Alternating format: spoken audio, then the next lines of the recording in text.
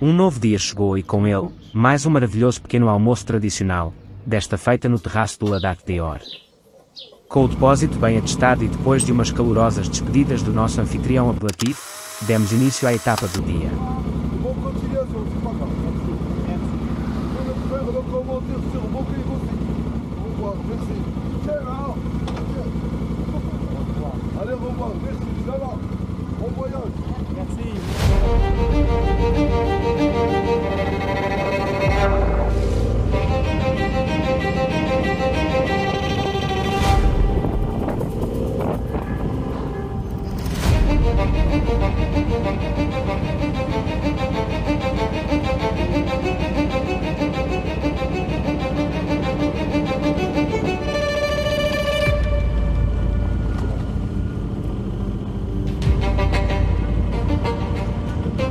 Teríamos um percurso ligeiro, de poucos quilómetros e sem esperar grandes exigências de condução. Deixámos Skora, que apesar de já ter uma dimensão considerável, mantém, à exceção da via principal que a atravessa, quase todas as estradas em terra batida.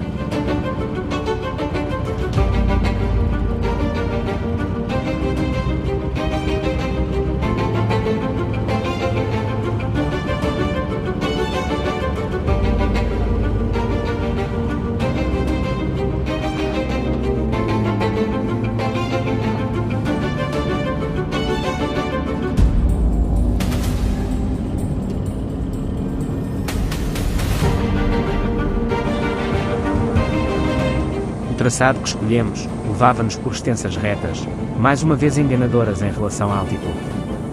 Ainda estávamos no Alto Atlas, como comprovavam as silhuetas das montanhas que se mantinham como pano de fundo. Ao longo do caminho, além de nos cruzarmos pontualmente com outros veículos, poucos artefactos quebravam a constância da paisagem, mas volta e meia aparecia no horizonte uma luz brilhante que nos foi acompanhando por vários quilómetros. Descobrimos depois que se tratava da torre de um gigantesco parque de energia fotovoltaica.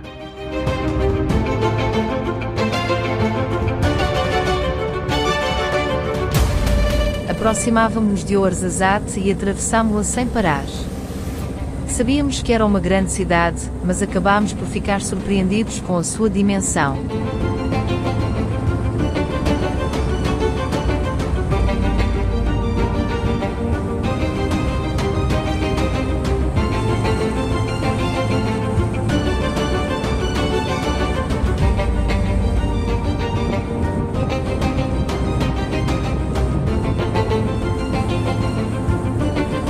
Pouco depois de sairmos dos limites da cidade, passávamos por mais uma atração para muitos turistas, os gigantescos Estúdios Atlas, o centro da indústria cinematográfica de Marrocos e onde já foram filmadas inúmeras cenas, inclusive para muitos filmes de Hollywood.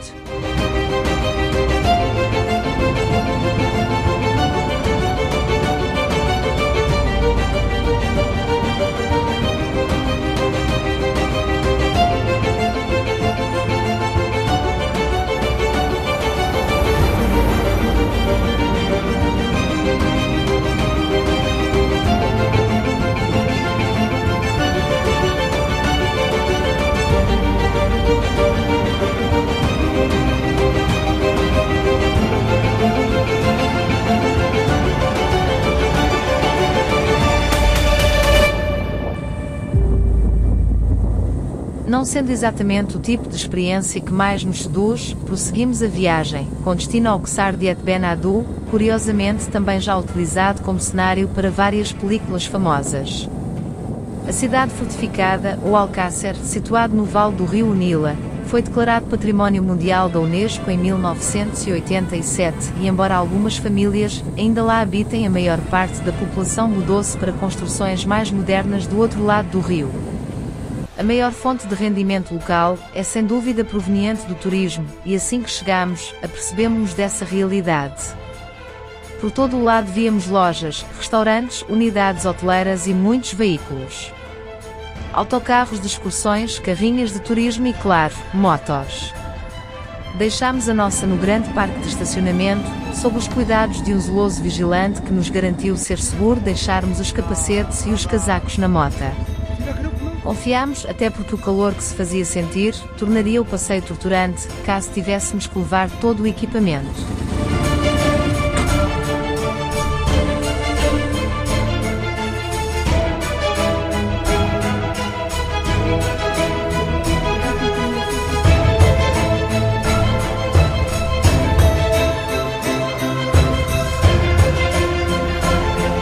Atravessámos então o leito do rio, quase seco, em detrimento da ponte que o sobrepunha.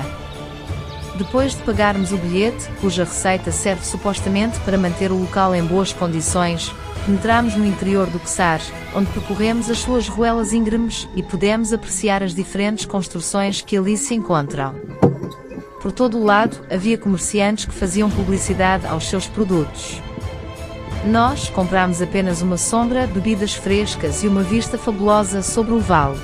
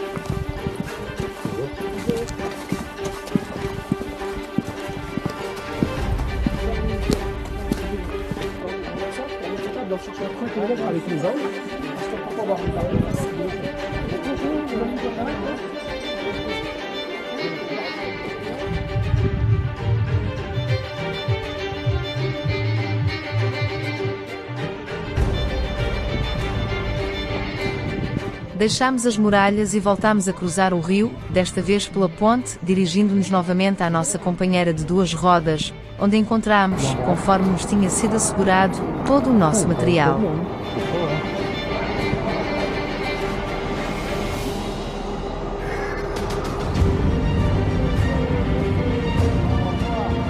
Depois de devidamente recompensado, despedimos-nos do vigilante e da já demasiado turística Et Ben Haddou.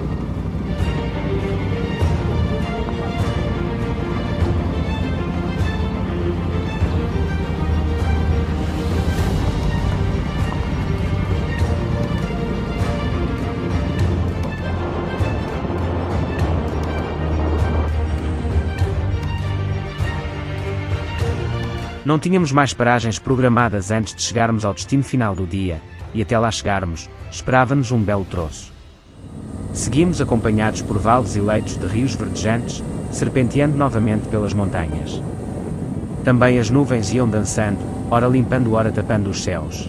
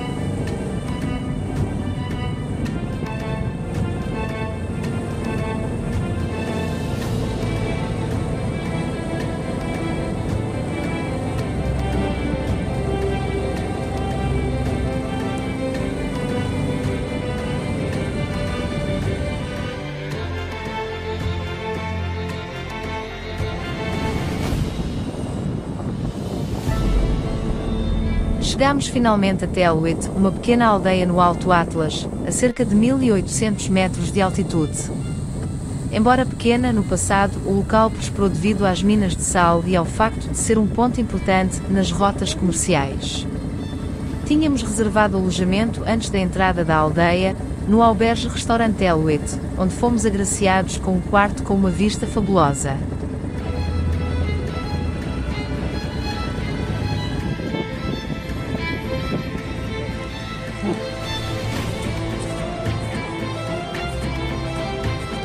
Depois de nos acomodarmos e refrescarmos do calor da viagem, decidimos ir visitar o Casbah Telwit, o ex-libris da aldeia e antiga residência de El Glaoui, um líder berber local, que ganhou grande notoriedade e poder durante o protetorado francês e por quem foi nomeado Pachá de Marrakech. Embora seja possível visitar o Casbah de forma autónoma, por apenas 20 dirhams por pessoa, fomos fortemente aconselhados a contratar um guia e ainda bem que o fizemos. O nosso guia, Rachid, auto-intitulado Pachá de Telwit, presenteou-nos com uma visita espetacular. Além de ficarmos a conhecer muito mais da história de Marrocos e muitas curiosidades locais, a forma como conduziu a visita e o seu fabuloso sentido de humor elevaram sem dúvida o momento. Ficámos igualmente encantados com o palácio.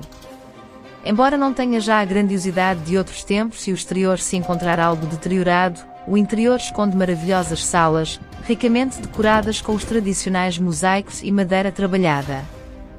Uma verdadeira pérola.